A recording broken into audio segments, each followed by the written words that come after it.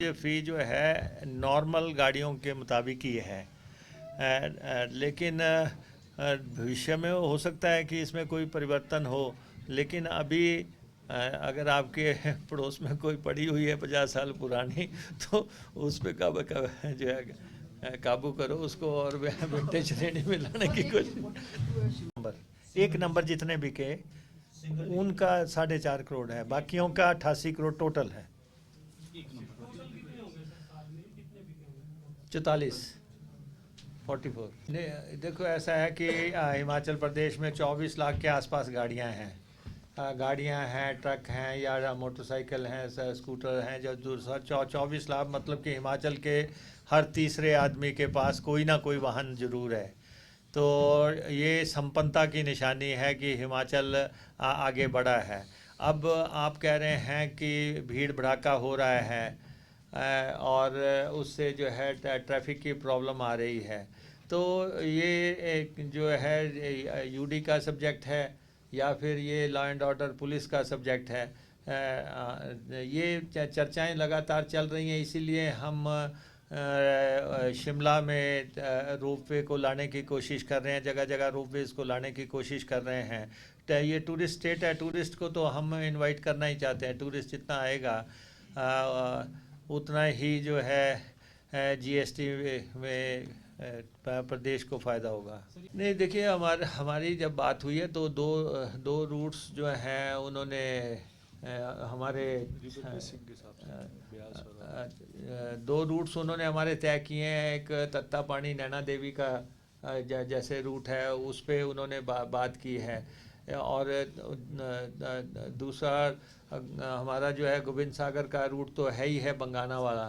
तो उसमें ये है कि ये जो इसमें जो शिप मिलती हैं, जो बेड़ा जो होता है वो जो मिलता है वो काफ़ी राज्यों के पास अब उपलब्ध है।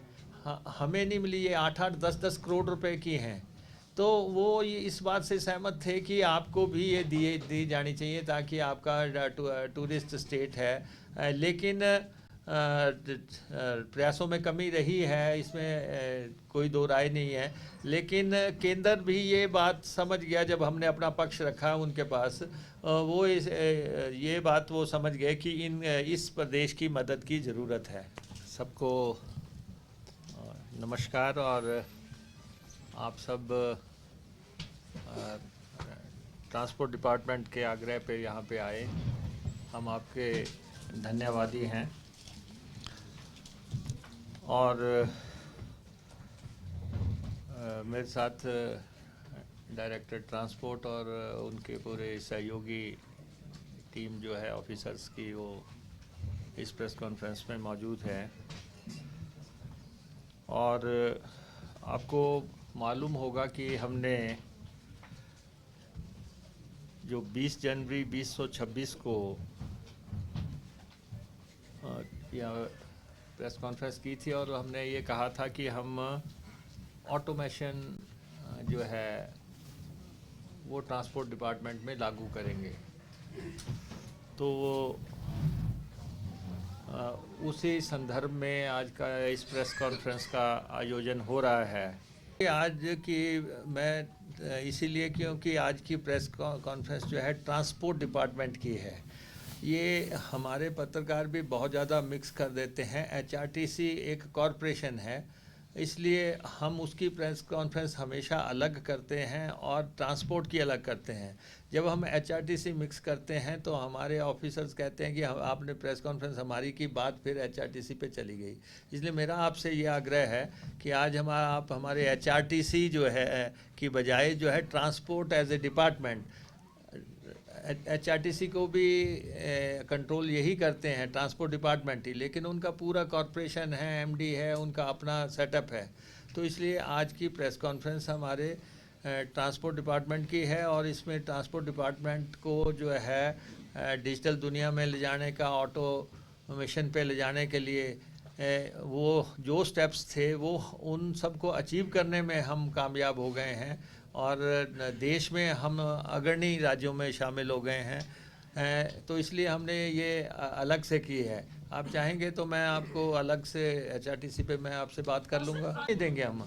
आप ये मत समझो कि अगर ऐसा ना, ये जो आप समझते हैं कि जो आप स्थिति देख रहे हैं या आप बजट देख रहे हैं या आप ये देख रहे हैं कि आरडीजी बंद हो गई तो इससे क्या सब्सिडी दी जा सके, ये ऐसा नहीं है कि इसका इम्पैक्ट हर चीज़ पे हो जाएगा। अलग अलग स्कीमें होती हैं, उसका अलग अलग हेड में पैसा आता है।